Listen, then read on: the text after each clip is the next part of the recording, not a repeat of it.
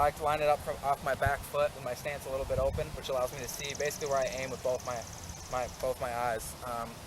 So my feet at about a 45, the ball basically off my right toe. And I'll keep my club face square and choke down just a little bit, just like that. And then to hit it, you're going to take basically a normal backswing. You're going to go to about 9 o'clock, maybe a little bit farther with your golf club. And then when you finish, instead of releasing the club like this, you really just want to feel like you hold that club face open a little bit, like when you were hitting bunker shots. That helps keep the ball low and gets you a little bit more backspin. It gives me a little bit more control of the club face, because that's really important when you hit a bunker shot, have good control of the club face.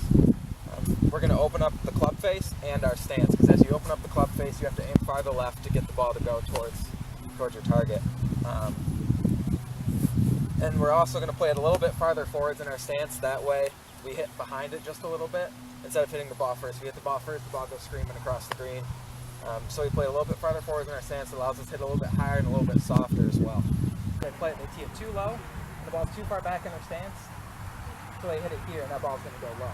The farther you move it up in your stance, the more you're going to catch it on the upswing, the higher that ball's going to go.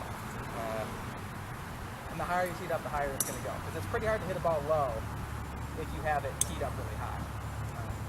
And here I'll show you. I mean, if I tee this ball up really low, like extra low, like down there, and I hit it from about the middle of my stance, you'll see how low this ball will go. So I'll see what these parts hit it.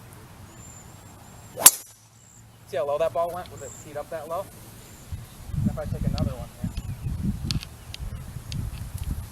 I'm surprised I hit that. Okay, and I tee it up really high, and I move it way up in my stance.